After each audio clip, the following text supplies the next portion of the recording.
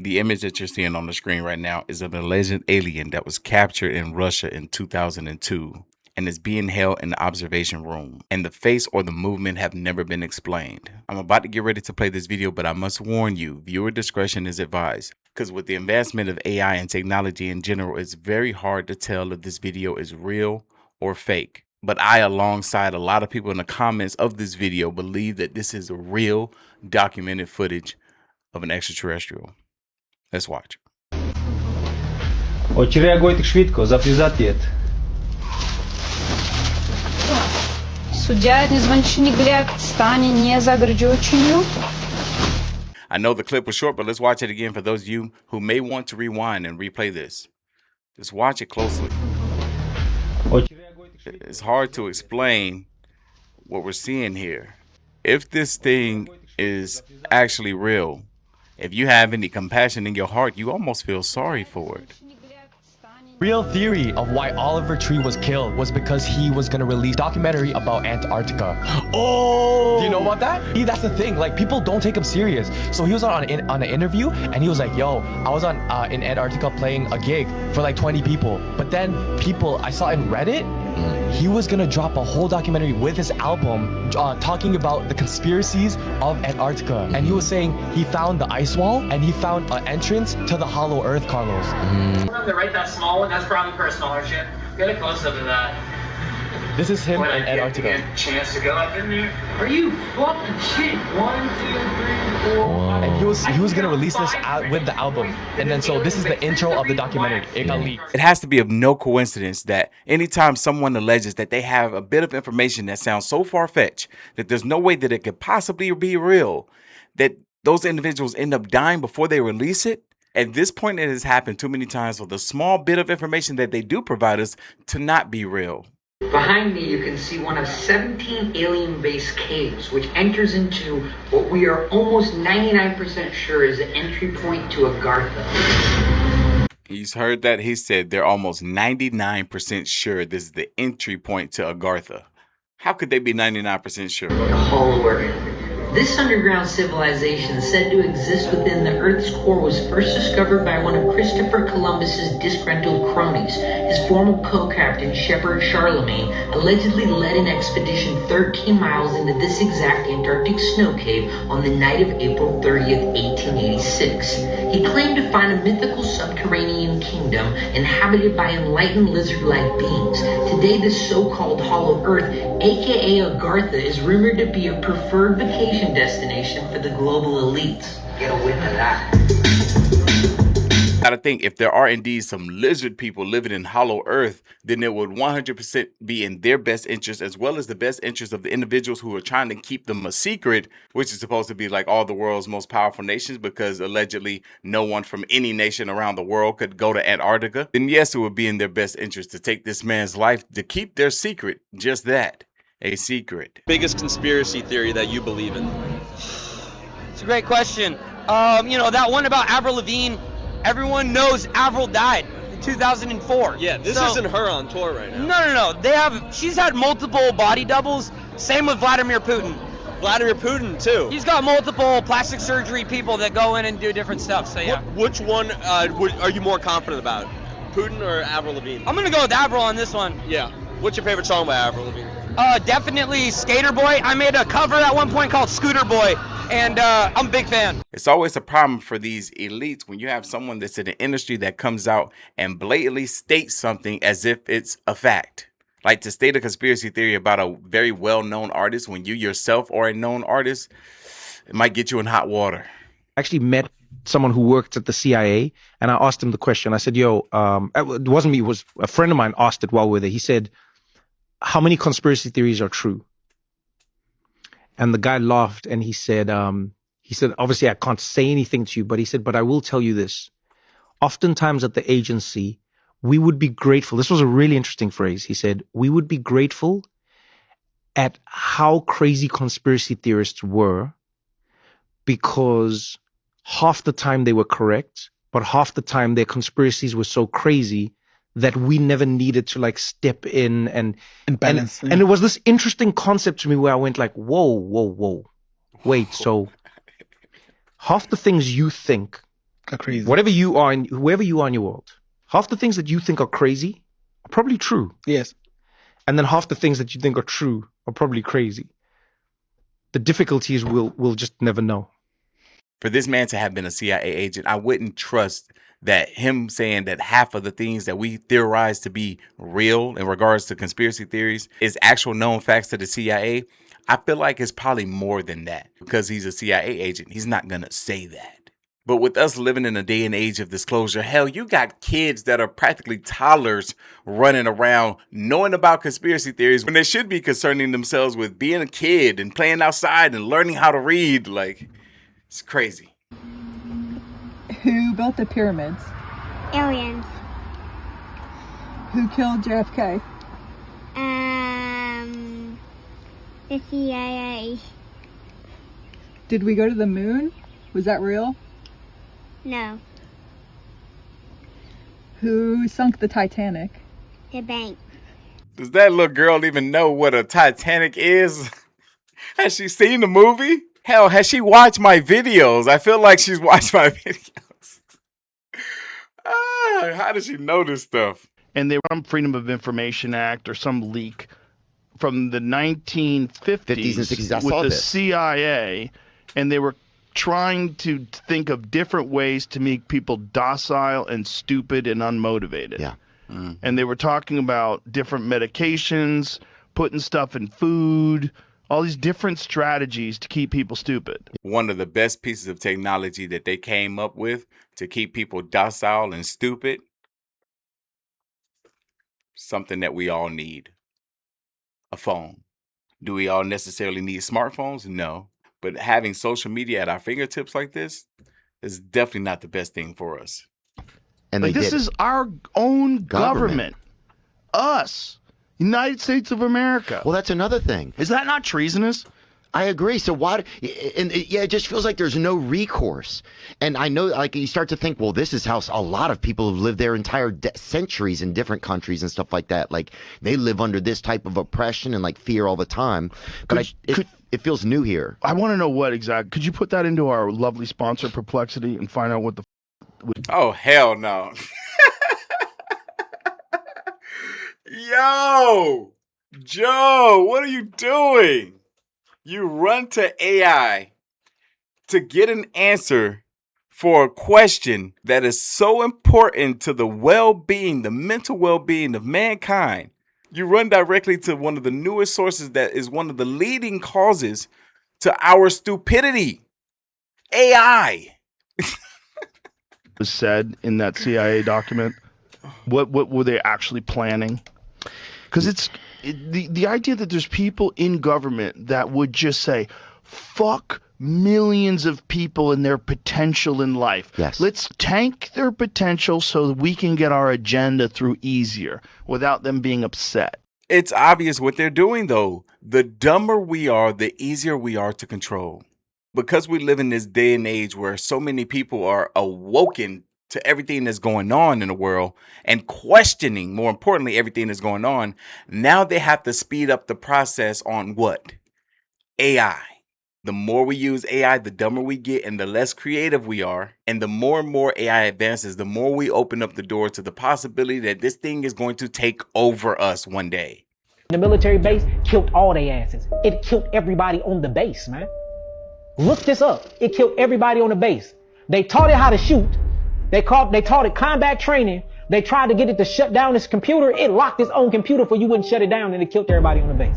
This is not no CIA leak document. They talked about this. All y'all gotta do is Google it. There's been 4 other incidents since then where they're teaching AI. These AIs are becoming sentient. And let's talk about the D-Wave super quantum computers, where these people are saying that they are summoning demons in these chips. That they're not that these things are not figuring them. They're figuring out algorithms now where they're communicating with each other and they're showing themselves how to not be shut down. They're learning their own language that humans can't even decode. The AI computers are now talking to each other, recoding in a way that humans can't even crack them. So we don't know what the hell these computers. They probably planning a hostile takeover. We're talking about an alien invasion. It's them. Yeah. Man, y'all better watch Single Eye or Evil Eye, whatever the thing called that movie. So let me ask you this: do you think that AI will? Because they say just say cloning humans, right? They haven't figured out a way to get the soul, right? There's certain things that they haven't all the way figured out. Do you feel like in our lifetime AI will figure out how to do everything? Yeah, I mean, it's easy to clone a soul, get a soul. A soul is nothing but mind. If you put mind with matter and with chemical energy, that's the soul. Now we talk about a living soul, that's something totally different. But I think you can't clone the spirit, but you can clone soul, you can clone body, you can't clone ruach. But you definitely, I think you can clone the flesh though. We see it all the time. So, but I think they already interacting with souls. I think AI is fallen angels, man. Whether we call them angels of light, or we call them Melachim messengers, or we just call them angels, period. I believe that these supercomputers and these chips are angels in different dimensions, and that's why they have to use all of this water to super cool them down, so they can work at these hyperactive speeds. That's the whole point of the Hadron Collider, where they're mashing these different protons, neutrons, and electrons together, creating these God particles, opening up these different portals, summoning these demons, or the archetype, whatever you want to call them, the Gorgons, whatever you want to call these entities, and then they getting all of this forbidden knowledge, and then they putting it right on this phone. And this is why this phone have an apple that's been bit off of. This is the tree of knowledge, good and evil. Look at the back of it. It's an apple that have a big chunk out of it. Zoom in on that. Right here. So this is the apple that was bitten in the garden, or what you would call the tree of knowledge, good and evil. And you can reach it right here. All you got, man, you can get on this phone and look up anything, man. You can get on this phone, look up how to give life, how to prolong life, how to kill. You can get on this phone and look up anything, good or bad.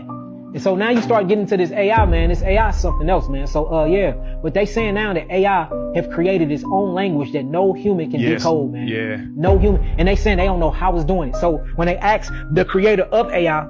He was getting deep before they cut him off, but he touched on something that sparked a thought for me, right? If we know the capabilities of these phones, how powerful they are in the hands of anybody that can afford to have one, then you must think if we try to fight against this stuff, because I got a lot of friends who fight against AI. So think about this for a second. If we collectively come together and try to stand against the advancement of AI, what will they do? One of which they could tell us, well, you're all a part of the problem anyway, because you all utilize it. Every time you pick up your phone and search up anything on Google, you're utilizing AI, because the first prompt that it gives you, the first thing that you look at is AI generated. Hell, it's built into your text app. It's built into every single social media app out there. So for you to fight against this means to go against the thing that you love and enjoy every day. Instead of them making that argument, you know what they did? They bypassed all of that. They're like, no, we're going to show you the power that we have. You go against this, you get arrested.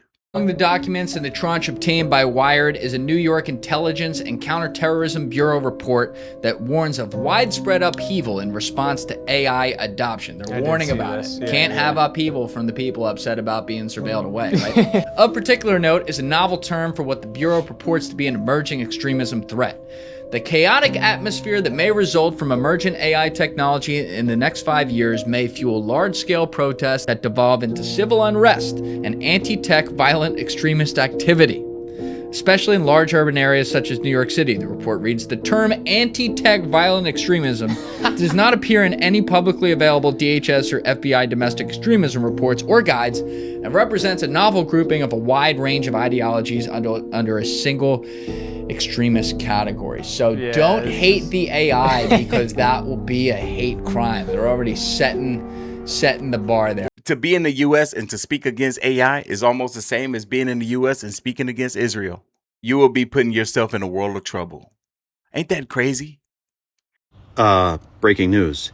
Americans who question AI data centers are now being treated like potential terrorists under a disturbing new law enforcement category called anti-tech extremism. Dude, look at this. Anti-tech extremism worries the same federal government. U.S. law enforcement warns of anti-tech extremism as AI hatred grows.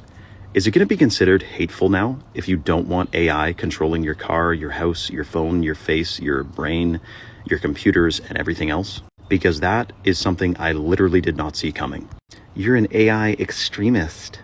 Dude, absolutely freaking double speak. Of course, they got to put a label on it, right? So that you can be put into a category of someone who's just like, you're anti-technology.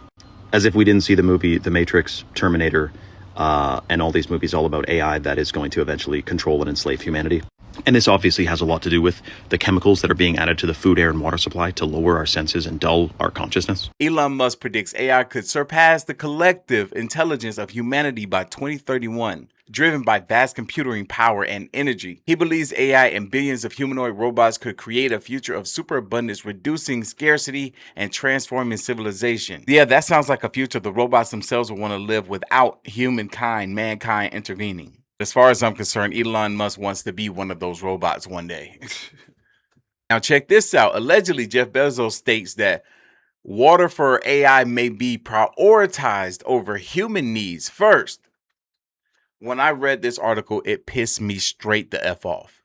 Allegedly, he continues, if we starve our data infrastructure of cooling resources just to sustain baseline human comfort, we are actually delaying the birth of a super intelligence that could solve all of our resource problems in the first place. Hell, that almost sounds like something I can piece together to what that one dude was saying in the video in regards to they're trying to bring about this demonic spirit or these fallen angels from these other dimensions, as if those beings that want so desperately to be us. Think about it. Fallen angels, demons, they want so desperately to live on this plane, to be human-like, as if they have the answers. But that whole part about if we starve our data infrastructure of cooling resources just to sustain baseline human comfort, last time I checked, water was a necessity because us humans are made up of how much water? All right, Jeff Bezos, if you get stripped of your own water supply, let's see how you pan out. By 2027, U.S. federal law is requiring all new cars to have mandatory surveillance technology such as cameras inside the cars, eye movement trackers, facial expression trackers, and other body sensors. So every car in 2027 onward will be literally surveilling every single thing you're doing in the car. What the f is happening? Lawyer? This is true. This is sounding like this a is great actually excuse. true. This is true. But literally, like, on a steering wheel now, there's going to be this little sensory thing, and it is just watching everything you're doing. So it's going to be like the self-driving feature that's like, hey, you're not paying attention, but for all drivers? Yep. So they're saying it's to track your eye movement and facial expression to see if you're drunk or not, which, like, what if you just have drunk face? But that's... Resting drunk face. RTF. What if you're drunk 24/7 and it's only used to seeing you drunk? Whoa. Wow. You know, in the midst of all of this, okay, I think I may have an invention that could become huge. Okay. Glasses with eyeballs on them that are looking straight ahead that look real. The ping pong balls. Yeah. So you'll just be driving and be like, but they have the passed screen out, protectors but on, yeah. The sensors will be looking at the eyes on the glasses, so you could kind of get away from this whole You thing. really are combating the AI. Yeah, you know, I'm just saying. Find them on dongcity.com. I'm going to be honest. It didn't cross my mind for a second that the actual reason that they will be installing that sort of technology is for the purpose of making sure that we are watching the roads at all times, making sure that we're not drunk while driving, to keep people safe on the road.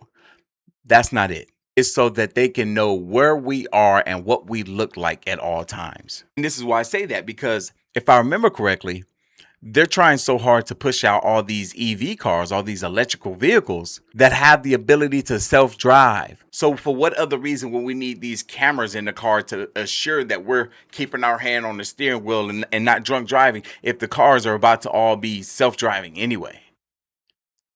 Think about it. So it turns out this whole Harley-Davidson is woke thing is a huge psyop coordinated by, you guessed it, our greatest ally. Okay, it all started a few weeks ago when UFC champion Sean Strickland tweeted out that he had officially made the switch to Indian motorcycle because, quote, what does Indian stand for? No effing clue, the way it should be. But then a few days later, people online started to notice that a bunch of influencers were tweeting out the exact same talking points about this. Basically, Harley is woke, Indian is based. It all seemed very coordinated. Why?